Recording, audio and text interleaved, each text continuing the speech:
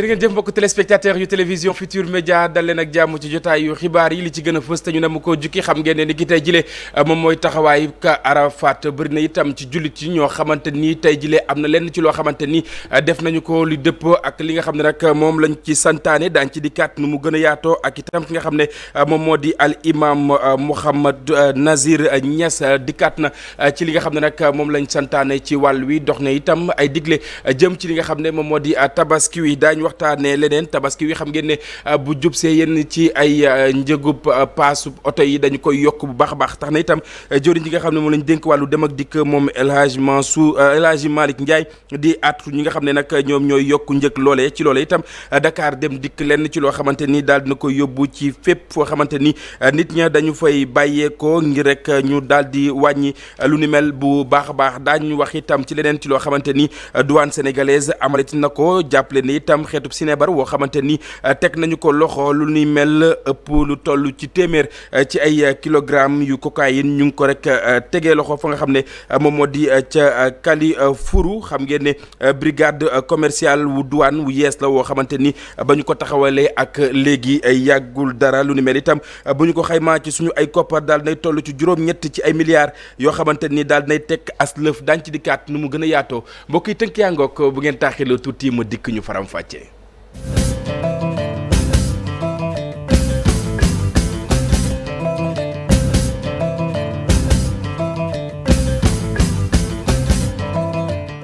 bésub Arafat ni ki tey ji ñu koy rek daal di amal bëri na ci jullit yi ñoo xamante ni doxalee nañu ko na ko yonent bi sallallahu alayhi wa sallam santaane woon lépp lu soxal itam kàddu ya mu yëkkati woon nag ca Makkatal Mukarram jullit yi ñu ngi koy jëfee bu baax a baax Arafat googe la ñuy dikkaat ci solo si nga xam ne daal dina koy am ak itam lu soxal tabaski bi an lan mooy li nga xam ne moom moo di digle yi ñu ànd ci al imam Mouhamadou Nazir Niass moom mi nga xam ne moom moo ko faram fàccee. waaw Arafa nag dafa nekk jour boo xamante ni jour bu mag la ba tax yonent Yàlla Muhammad sallallahu alayhi wa sallam mu ne alxaju Arafa yonent Yàlla sallallahu alayhi wa sallam nee na aj li muy rëy yëpp taxawaayu Arafa bi la kon Arafa loolu dafay wane ne solo bi nga xamante ni am na ko Arafa googu nag ñi nga xamante ni dem nañ fa nag bëgg nañ foofu buñ fa demee ñu daal di ñaan li nga xamante ni mooy seen soxla waaye li gën mooy ñu tudd yàlla ndax yonent Yàlla Muhammad sallallahu alayhi wa sallam nee na xayru duwaa yi duwaa yawmu arafa nee na gën si ñaan yi mooy ñaan bi nga xamante ni ñaan nañ ko jour arafa santaane nañ si koo xamante ni demul màkka bëgg nañ ci jour bi nga oor ko ndax oor bu ngay oor ci jour arafa gi dafay faar bàkkaar yi nga xamante ni def nga ko si at bu passé waaye at bi nga xamante ni dafay ñëwaat tamit bàkkaar yi nga fa demoon yàlla dala koy faaral ci sababu oor bi nga xamante ni oor ko Tabaski nag nekk na loo xamante ni dañ kaa sunnal sunna mu akkat muy sunna koo xamante ni dañ koo feddali sunna guñ feddali nag moo dépassé li nga xam ne mooy sunna kese maanaam bi gën a foor moo tax ñu ne sunna li xurrin gayri xaajin bi minan udhiyatun min gayri ihjaafin anan sunnaal nañ si képp koo xamante ni demul màkka mu def li nga xamante ni mooy udhiya mooy tabaski ñi dem màkka nag hadiyu la ñuy def ñi def tabaski nag ñoom nag ñi rey mooy xar topp ci bëy topp ci nag topp ci gëléem waaye ñi nga xamante ni nag dañuy dem màkka ñoom gëlëm la ñu commencé topp si nag waaye topp si xar door see topp bëy bépp ñaan gu jullit yi ñaan ni ki tey jëlee ci Arafat gi yàlla na ko sunu borom daal di ful ci àdduna wërngël këpp yàlla itam daal di koy nangu bu baax a baax ñu àddu ci li nga xam ne moom moo di tabaski bi xam ngeen ne junniy xar yoo xamante ni daañu ko rek daal di xaar fii ci réew bu Sénégal atum ren itam jàppaleen ne lañ doon xaar da koo sax ëpp bu ñu ko méngalee ak itam bu daaw ginnaaw itam jëriñ ju ñu dénk wàllu mbay mi moom Mabouba Diagne ba mu doon amal aw doxub nemmeeku ca daral wa nekk ca diwaan bu Tëngéej ak la ko wër ñu teewlu ay kàddoom moom Mabouba ci micro Abdou Diouf Diagne Ahmadou Bamba Samb. Maintenant, pour revenir sur les statistiques et les performances des préparatifs de la Tabaski, je me permets de féliciter mon secrétaire général, le directeur de l'élevage et tous les agents du service du ministère pour l'excellent travail qu'ils ont accompli. Le Sénégal, comme vous le savez, on a besoin de 810 000 moutons pour être autosuffisant. Aujourd'hui, j'ai l'énorme plaisir de vous dire qu'à J-4, on est à 869 201. Cela veut dire quoi? C'est 70 650. ay wax moom Mabouba Diagne muy waxtaanee xar yi nga xam ne nag ñoom ñoo dukki fii ci réew bu Sénégal ñu jégalu bu baax a baax ci élément boobee ñàkkul ne suñu jotaayu xibaar yi ci nasaraan des nañu leen ko digtal wala bokk laata ñu yëkkati li nga xam ne moom moo di jotaay wi dañuy wax itam ci lu soxal xar yi ba tey ca diwaan bu Kolda ak lu ko wër foofee nag jàpp leen ne lañ fay xaar ci ay xar askan woowee nag dal na seen xel ndax itam la ñu gis njëg li itam del dina rek door lu toll yu yees li nga xam ne moom moo di 100 000 jëm ca la nga xam ne moom moo di 600 000 ñu ànd ci ak Abdoulaye Diallo. daral yu Kolda ñoo ngi fees del ak ay xar waaye noonu la njëgu xar yi chéré ci kaddu jëndkat yi. voilà ñun ñu ngi fi depuis presque 17 heures ñu ngi dox di laajte mais lañ gis mooy xar yi dafa cher waaw boo gisee xar yi ni ñu toll te ñu ngi koy jaay 150 000 160 000 170 000 da nga fekk ni xar yi dafa cher franchement waaw ñu ngi ñaan nag ñu dimbale population bi quoi ñu gën a wàccee prix bi pour nit ñi mën a. léegi de moom daa xaw a cher tuuti de léegi moom macha allah suñu jaar yi moom dañoo wër be waaye macha allah. yile prix ñoo ngi diggante fukki junni ak juróom-benn ba téeméer ak ñaar fukk. bon ça dépend rek am na ñoo xamante ne mun naa ko jaayee 400 ba 350 am na ay xar yi nga xamante ne danga koy jaayee 150 ba 125 ça dépend si marché bi. ñenn ñi ci teefanke yi di jarle am na ñoo xam ne gisaguñu client yi. waaw marché bi ñuy sant yàlla rek. ñuy sant yàlla rek. waaw. maintenant nit ñaa ngi wër mais jënd mi bareegul. waaw mais nag am nañ yaakaar fii suba wala ginnaaw suba. man fii ba ma ñëwee fii suba ba léegi benn xar laa fi jaay. dama wàccee sama loxo jaay ko ndaxte njënd mi demeewul noonu waaw njënd mi gaawul jooytu bi bari na. yile waajtaayu tabaski amal njëriñ lool jëndkatu ngooñ yi. siwo bi ñaata la. siwo bi ñu ngi koy jaayee téeméer. saako bi ñu ngi koy jaayee 4000 3500 4000. atum 2024 mooy gulet diwaanu Kolda di bare ni ay xaru tabaski. xar yooyu na mu bare ca diwaan bu Kolda ak la ko wër jàppale ne itam soble si dina ko bare fii ci réew bu Sénégal ndax itam ñi yëngu ci wàlluk mbay moomee nag jàpp nañ ne xel mënees naa dal bu ñu demee fa nga xam ne nag moom moo di ca Ngéeñeen waaye jàpp leen ba tey ñu ngi wax rek ne faaw ñu daal di leen di gunge bu ñu bëggee di am saa su ne soble su doy fii ci réew bu Sénégal Ndeye Mati Dieng reportage. limub soble gu takkoo takk moom la ñu bay ci toolu fukki hectare bile ñu ni toll na ci 20 000 sacs Mortala Seck mi moom bile tool ne lii dafay firndeel ne ñoom baykat yi mën nañoo jox Sénégal soble ba mu doy. Sénégal mun nañu bay lu ñu dundee ci soble waxuma la Sénégal waaye bitim réew sax mun nañ leen di jaay. ndax man minimum sama tool lépp bu ma ko récolté ba lépp dajee minimum mun na am 800 tonnes waaw léegi nag loolu. ak jafe-jafe yi ñu koy liggéeyee problème bi du problème mu bay kese problème mu boo bayee nooy def ba jaay ko. ngir loolu mën a antu nag faaw ñu jàppale leen ci jàppale yooyee bokk na ñu wutal leen ni chambre froide. état bu ñu doon accompagner ci lan la ñuy accompagner mooy mu dëgëral ñu ba ñu mun di créer ay chambre froide yu bari. léegi baykat bi bu bayee man mun naa ko fekk ba ci biir toolam jënd sobleem ñëw stocké sama chambre froide nga xam ne moom sobleem du yàqu ci moom léegi soble boobu moom saa bu demee ba soble bi manqué. bi ñu war a jël bitim réew ma génn ji nekk chambre froide jaay ko Sénégalais yi. service départemental bu développement rural bu Mbour ne dina leen dimbali lëkkale leen ak ay partenaires yoo xamante ne dañ leen di jàppale. dajale nañ leen waxtaan ak ñoom jéem leen a dajale ñi nga xam ne ci groupement lañ nekk GIE ñi nekk ay personnel individuel ñi nekk ay coopérative léegi nag li ñu bëgg mooy dem ci benn union boo xamante ne day dajale maraîchers yi nga xam ne ñoo nekk ci département Mbour bi yëpp donc ci loolu lañ jëm fekkee wàllu état nag. ñu ngi ci def suñu kéem lay kàttan parce que am na ay programme yu fi nekk yoo xamante ni seen liggéey ci jàppale ci wàllu maîtrise de l'eau muy ndox mi. ngir feetuk tabaski bile nag mën nañoo jàpp ne soble dina am ci marché Mbour bi ba mu doy saako bi ñu ngi koy jaayee junni ak ñaar téeméer kilo bi di jaar juróom fukki dërëm lile nag mooy njëgli ci biir tool yi moom la ñu baykat ci li xamal. aywa ñu dikkaat ci xar yi waxtaanee nag lim bu takku yi nga xam ne nag dees nañu ko rek daal di am fii ci réew bu Sénégal lim googee nag moo ëpp bi nga xam ne moom la ñu amoon bu daaw ki xam lu ñu mel di jëriñ ji nga xam ne moom la ñu dénk wàllug mbay ak lu soxal wàllu équipement rural ak élevage moom Mabouba Diagne ñu teewlu ay kàddoom. Le Sénégal a besoin de 810 000 moutons tey jii on est à 869 201. loolu mooy objectif yi c'est largement atteint parce que su ngeen gisee liggéey bi nga xam ne bu baax bi ñu fi def moo tax objectif yi ñu atteindre ko su ma leen waxee par exemple par rapport à 2023 on est à 70 658 moutons ci Sénégal yëpp donc te aujourd'hui on est à J-3 J-4 donc loolu moo lay wan ne la liggéey rek moo am solo gis ngeen bi tabaski bi jotee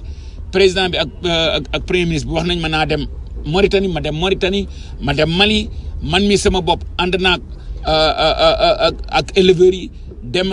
Ourossogui ak avion militaire au passage maa ngi remercier nos amis militaires là ak ministère de l'intérieur parce que liggéey bu rafet bi ngeen fi rafet bi ma wàccee Ourossogui daw naa presque 150 kilomètres dem ba man sama bopp ma dem ba Médina Ndiathbé xool xare yi fi ñu jógee Mauritanie fi ñu njëkk a egsi pour assurer wu que ne conditions yi nga xam ne ni premier ministre bi joxe woon na ko ci conseil interministériel bi lépp respecté nañ ko aliment bi gis ngeen dugg nañ fi ñëpp kontaan nañ donc dama gëm ne Sénégal équipe bu football la yéen da ngeen di jàpp fii gouvernement bi jàpp fii société civile bi jàpp fii ñu tabax dëkk bi. bu Tëngéej ñu waxtaanee li nga xam ne nag moom moo di paas yi xam ngeen ne ci la jamono ñu bëri ñu ngi dëgmal fa nga xam ne nag fa la ñu fekk baax yenn ci ay garage yoo xamante ni nemmeeku nañ ne njëg li dafa yokk baax tax na Dakar dem dikk daal di teggi bus moom itam ngir rek bu ko defee ñu mën a wàññi loolee clients yi itam amat beneen pexe boo xamante ni daañu egg fa nga xam ne nag fa la ñuy jullee bu ñu sukkandikoo ci ki nga xam ne nag moom moo di jëriñ ju ñu dénk wàllu dem ak dikk El Hadji Malick Ndiaye ma ngay dànqaafu ci képp koo xamante ni yaa ngi amal lu ni mel Alioune Dissa Prera moo tettaan ay kàddoom. bi ñu yëgee ne am na doxalin boo xam ne amoon na fii ci Baux Maraîchers dañ fi ñëwoon waxtaan ak ñoom parce que jàpp nañ ne amul dara loo xam ne mën na justifier nga jël paas bi ful ko ñaar ba ñett comme ni ma ko waxee woon ak coxarte la ak ñàkk yërmande la waaye ak fuqale la du leneen. moo tax nag bi ma waxtaanee ak responsable yi dama leen waxoon lu leer ne leen nag waxtaan leen ak seeni acteurs en toute responsabilité ngeen jël ay solution delloowaat paas bi fu mu nekkoon bu ngeen ko deful nag ñun état dinañ jël suñu responsabilité moo tax depuis hier avec la coopération et la collaboration des ministres de l'intérieur et des forces armées ñu ngi nekk di def le contrôle nécessaire pour que ñi ñu mën a respecter tarif yi contrôle yooyu moo tax chauffeurs yi si bëri gaare seeni oto wala génn dem bañ a yàq moo tax ñun préparé woon nañ en backup Dakar dem dikk bi nga xam ne ça fait pratiquement 72 heures ñu mobiliser lépp lu mu am ci flotte lépp lu mu am ci chauffeur pour mën a constituer wu benn alternative même bu mateewul li ëpp ci sénégalais yi incha allah dinañ dem julli ji ci seen dëkk moo tax comme ni ngeen ko xamee ginnaaw Liberté 5 tey fii ci Baux Maraîchers lu mat 100 départ dina fi am te dañuy def rotation bu ñu ñëwee dañuy demaat suba te am nañ yaakaar ne askan wi incha allahu rabbi dinañ mën a dem ci jàmm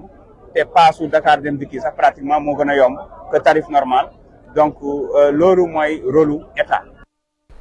aywa mbokk yi ñu waxtaanee tiis wi nga xam ne moom la ñu rek jànkonteel ci subaak léegi di génn àddina ki nga xam ne moom moo di Mademba Sock jàppale ne nag néew bi dina bàyyeekoo ca diwaan bu France réew bu France daal di egsi fii ci réew bu Sénégal niki mercredi wi nga xam ne nag moom la ñu dëkkmal waaye jàppale ne levée du corps wi nag dañ ko amal alxames bu fukki waxtu jotee maanaam 10 heures ca jumaay Tukulóor wa nga xam ne nag moom moo nekk ca Liberté 6 ci fàttali moom Mademba Sock yàgg xeexal ñi nga xam ne ñoom ñoo di syndicaliste yi ci li nga xam ne moom moo di seen i ay barabu liggéeykaay nekkoon na fi PCA bu caisse bu sécurité sociale ak itam secrétaire général bu syndicat bile du UNSAS nekkoon na itam occupé woon poste bu secrétaire général bu syndicat unique des travailleurs de l'électricité nga xam ne daal na koy wan ginnaaw ci atum 2018 moom Mademba Sock mi ngi génn àddina atum 2024 ginnaaw itam lam doon xeex ci ñi nga xam ne ñoom ñoo di liggéeykat ya lam doon jëmmal saa su ne bokk na ci lu soxal wàllu dialogue maanaam saa su ne faaw ñu waxtaan ngir rek mën a daal di amili ay pexe ki nga xam ne itam moom moo di Cheikh Seck di secrétaire général bu syndicat démocratique yu liggéeykat yu jëm ci wàllug wér-gu yaram ma ngay rek am ak naqar bu baax a baax ci génnuk àddina Mademba Sock wi nga xam ne itam daal dinay sóob lu bëri ci loxoom ci loo xamante ni ñu ngi ko doon xeex bu baax a baax moom Cheikh Seck lañ leen digtal ay kàddoom. Mademba dafa nekkoon koo xam ni dafa teel a am vision nekk jeune bokk ci ñi nga xam ni ñoo créé mouvement syndical autonome maanaam ku ne xamoon na li fi xewoon benn centrale moo fi nekkoon ñu bokk ci li ñuy wax participation responsable naan bokk ci parti politique ñi nga xam ne ñooy jiite di am ay sièges ci gouvernement di am ci assemblée di am ci ay institutions soog bu ñu ñëwee mu ne dafa war a am beneen vision ci syndicalisme parce que syndicalisme dafa war a nekk lu autonome c'est-à-dire du ay parti politique ñoo ko war a influencer du ay lenn ñoo ko war a influencer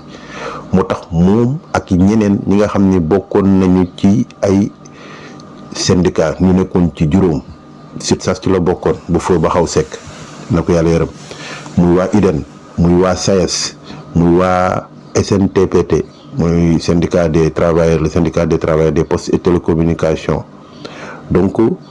ñoom ak waa Citelec ñoom ñoo booloo ñu créé li nga xam ne mooy UNSAS ku nekk gis ni UNSAS après am doole goo xam ni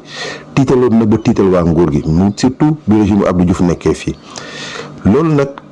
dafa tax ñu amoon ay acquis yu bëri dans le cadre de la lutte dafa am lu bëri loo xam ni daf ci xeex ci ay réformes surtout ci jëm ci couverture sociale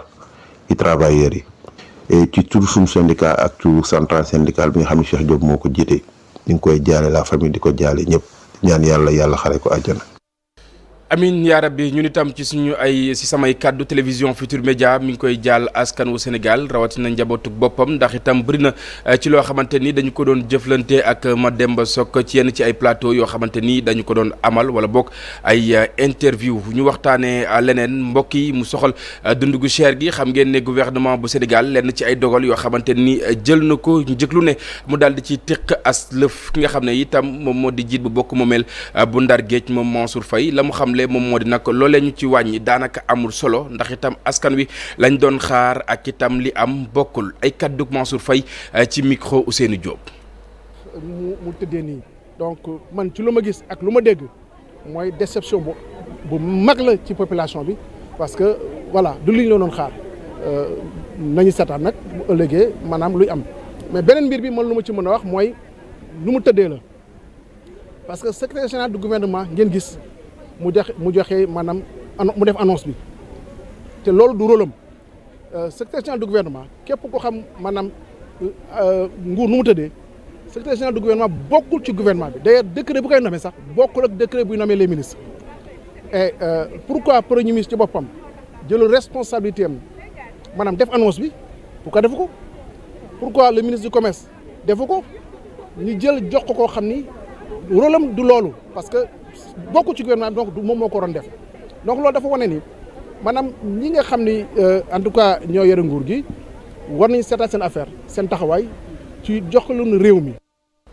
mbokk yi maa ngi leen ko doon junj bi ñu door yi la jotaayu xibaar si neebar woo xamante ni itam douane sénégalaise daal dina koy jàppaat ci ñenn ci ñoo xamante ni nag ñu ngi doon jéem a rawale lu ñu mel jàppale ne itam ëpp na lu toll ci téeméer ci ay kilogramme yu cocaïne ñu ngi ko tegee loxo fa nga xam ne moom moo di ca Kalifuru xam ngeen ne itam brigade commerciale wu douane wu yees la woo xamante ni daanaka ba ñu ko daloo yàggul dara ñi nga xam ne itam ñoom ñoo ñee nag teg nañu loxo samba bo yooyu nga xam ne nag ñu ngi ko doon jéem a rawale tegoon ko ci aw oto ndaamaar 4x4 Jeep Cherokee boo xamante ni ñu ngi ko ci doon jéem a rawale jàppale ne bu ñu ko rawale woon itam lu toll ci juróom-ñett ci ay milliards ci suñu ay koppar ak itam lu teg as lëf moom lañ ca doon am xibaar bu ni mel daañ ci dikkaat nu mu gën a yaatoo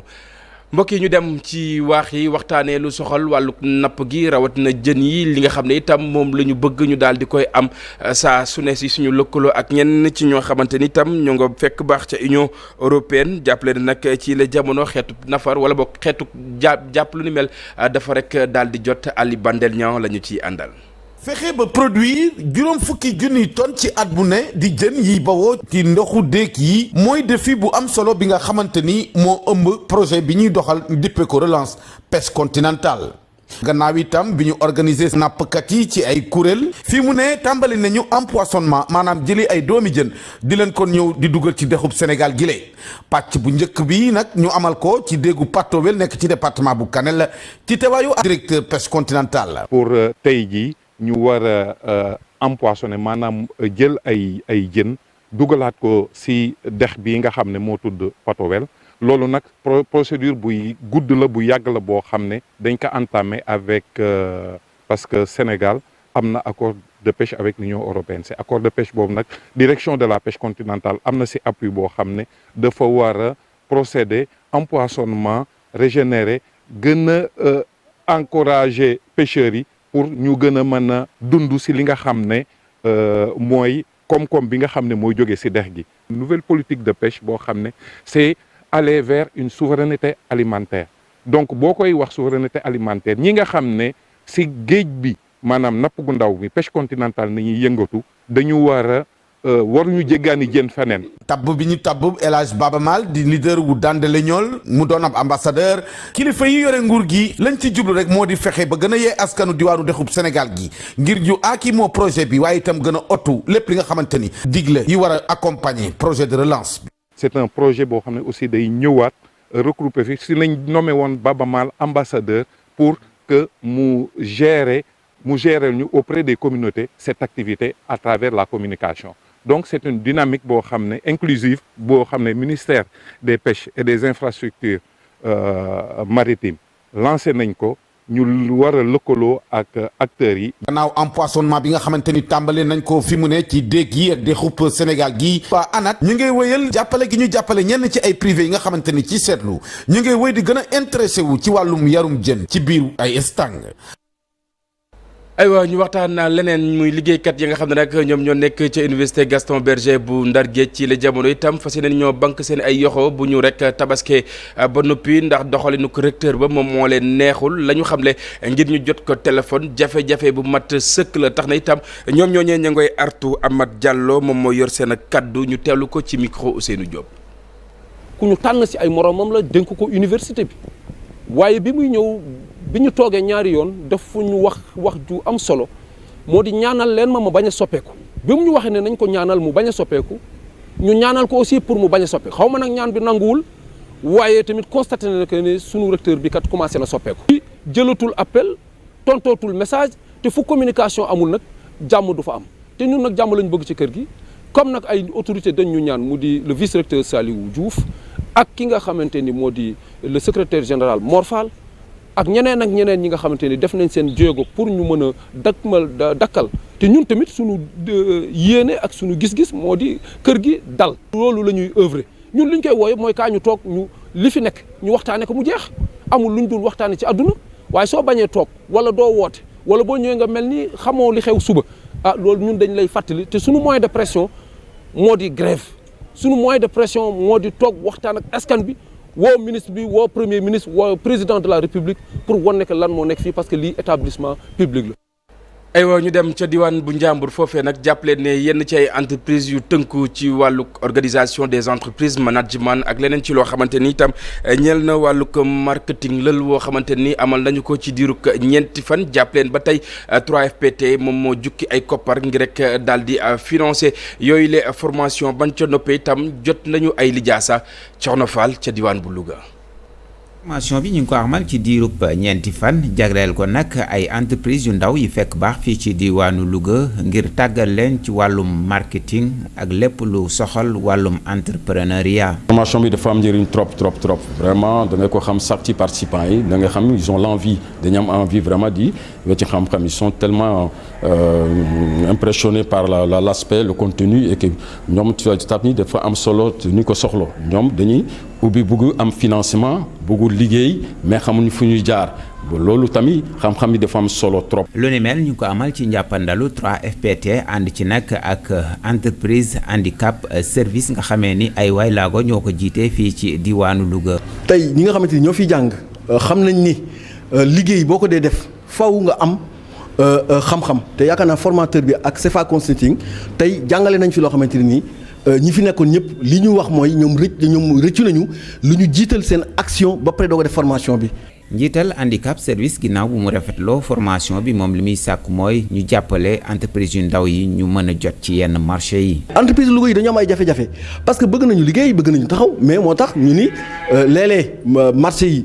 di nga nekk en règle dañuy def appel di nga wuyu di nga répondre di nga indi këyit yi ñuy laaj yëpp mais malheureusement toujours da ngay xëy suba rek gis ñu ni ñu ngi gis ay travaux à Louga ak yu demee noonu donc entreprise yi Louga yi aussi am nañ jafe-jafe pour vraiment accéder au marché. bénéficiaires yi tolloon ci lu jege ñaar fukki entrepreneur ñoom daal di nañuy rafetlu bu baax a baax formation bu ni mel di xam la ni rek bëri na xam-xam buñ fi jëlee ca buñ ko jëfandikoo dina yokk bu baax a baax seen liggéey. jaajëf Thierno Fall ci liggéey bi mbokk yéen itam jërë ngeen jëf fi la ñu jaar daal yëkkati jotaay wi dig daje léegi ak rédaction bu télévision Futur Média Cheikh Tidiane Diaw dina fi teew jukkil leen xibaar yi ci français man itam ma jox leen daje dikki ëllëg incha allah yem ak dibeer benn waxtu dinaa fi jaar jukkil leen xibaar yi ci kàllaamay kocc 19h30 itam naka noonu des leen di wéy ak programme bu télévision Futur Média ndogu jàmm yàlla na yàlla nangu ñaan.